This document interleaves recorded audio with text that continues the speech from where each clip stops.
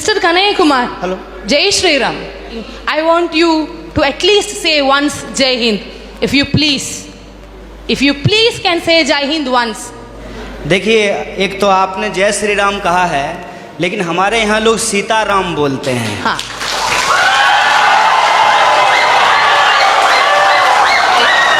Sitaram. Excuse me.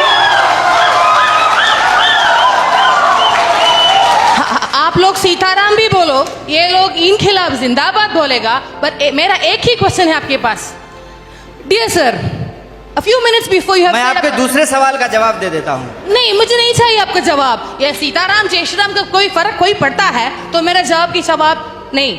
And one small question, sir. You were saying about emotional politics. Regarding people thinking emotionally you are strong, so emotionally masses control. Yes, sir, we are emotional people.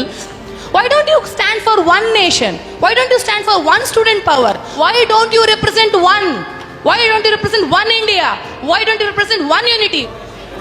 आपका जो सवाल है कि आप एक का समर्थन क्यों नहीं करते हैं, देखिए बात यह है कि मेरी पैदाइश ही दो लोगों के मिलने से हुई है।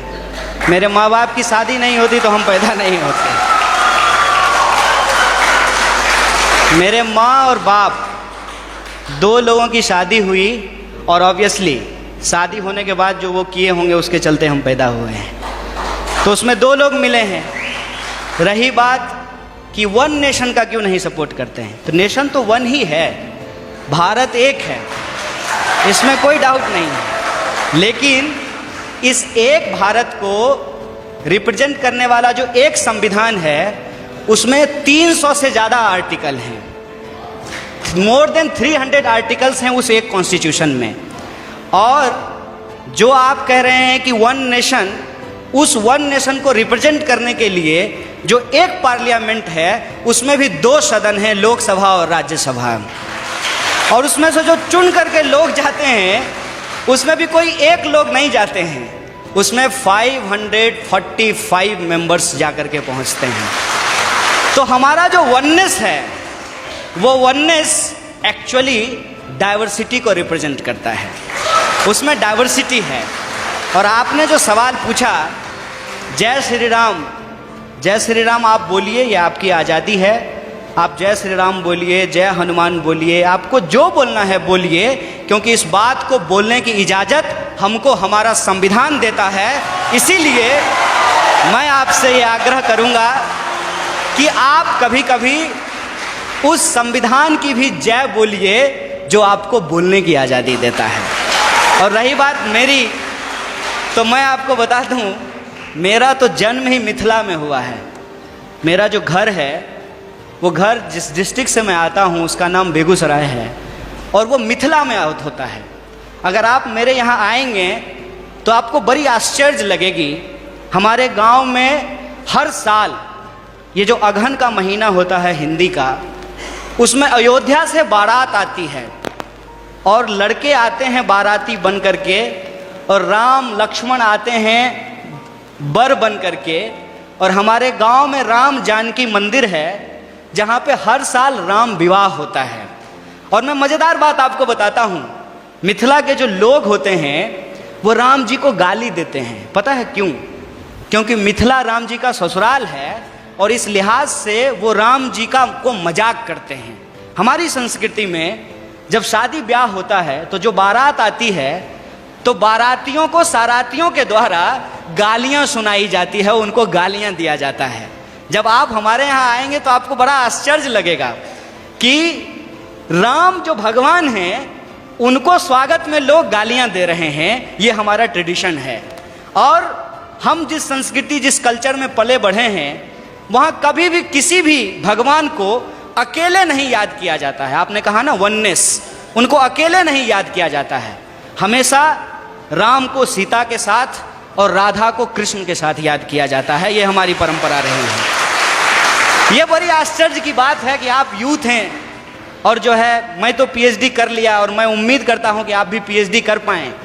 अगर आप पीएचडी करें तो मेरा आपसे ये आग्रह होगा कि आप इस देश में जितने रामायण लिखे गए हैं, कम से कम उन रामायणों पे ही आप पीएचडी कर लीजिए।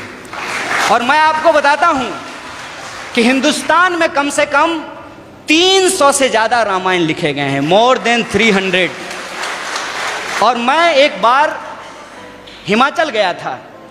हिमाचल में त्रिलोकनाथ की मंदिर है। मैं आपको कहता हूं इस देश को घूमिए, यह देश इतना शानदार है कि आप इसकी कल्पना नहीं कर सकते हैं। और आपको कई बार अपने आप को छोटा और तुच्छ महसूस होगा कि हम कितना तुच्छ हैं इस देश के सामने। जब आप त्रिलोकनाथ मंदिर जाएंगे तो त्रिलोकनाथ मंदिर में भगवान बुद्ध की मूर्ति है और भगवान बुद्ध की मूर्ति के ऊपर भगवान शिव का मूर्ति बनाया गया है, सर के ऊपर बनाया गया है। और उस मंदिर में पहले हिंदू साधु आते हैं जो प्रार्थना करते हैं, उसके बाद बुद्धिस्ट मोंक आते हैं जो वहां जाकर के परिक्रमा करते हैं। यह हिंदुस्तान की खासियत है। यह हिंदुस्तान की खासियत है कि वहां जो लाहौल, मैं उस जिले की बात कर रहा हूं और मैं फैक्चुअली अगर गलत होऊंगा तो आप मुझे करेक्ट कीजिएगा। लाहौल जिले में जहां यह मंदिर है, वहां की जो भाषा है लाहौली, वहां का जो रामायण है जो लाहौली भाषा में लिखी गई है, उस रामायण में सीता का अपहरण रावण नहीं करते हैं, बल्कि रावण सीता के पिताजी हैं।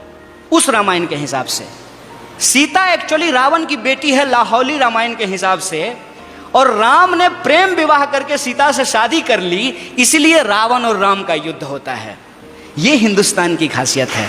देखिए, आई डोंट नो कि आपको किसने और क्यों दिमाग में इन चीज़ों को डाला है, लेकिन मैं आपको कहता हूं कि इस देश में जो लोग पैदा हुए हैं उनके लिए इससे ज़्यादा गौरव की बात नहीं हो सकती है। अगर आप हिमाचल जाएंगे तो आपको महसूस होगा कि आप स्विट्जरलैंड में हैं, और अगर आप मैंगलोर और गोवा के बीच पे सोएंगे तो आपको लगेगा जैसे मियामी के बीच पे लेटे हुए हैं। अगर आप इस देश के मैदानों में घूमेंगे तो आपको लगेगा कि ये अमेरिका के उस ग्रीन मैदान से भी ज़्यादा बड़ा मैदान है। अगर आप दक्षिण के पठारों में घूमेंगे तो इसकी अपनी एक खास बात है। अगर आप छोटा नागपुर के पठारों में घूमेंगे तो वह खनिज संसाधनों से भरा हुआ है। मैं आपसे यही कहना चाहता हूँ, आपका देश आपका है, जैसे आपकी माँ आपकी है, और आप अपनी माँ से यदि प्यार करते हैं तो ये आपका निजी मामला है। लेकिन जब आप रोड पे चल रहे हों, कोई आए कोई भी रंग का झंडा लेकर के और कोई भी नारा लगा करके, चाहे वो इनकलाब जिंदाबाद बोले या जय श्री राम बोले, वो नारा लगा करके, वो झंडा दिखा करके आपसे कहे कि तुम अपनी माँ से प्यार करते हो, जरा करके दिखाओ, तो आपका क्या जवाब होगा? यह देश हमारा है, इस देश से हम प्यार करते हैं, और हमारे लिए इस बात को याद कीजिएगा, हमारे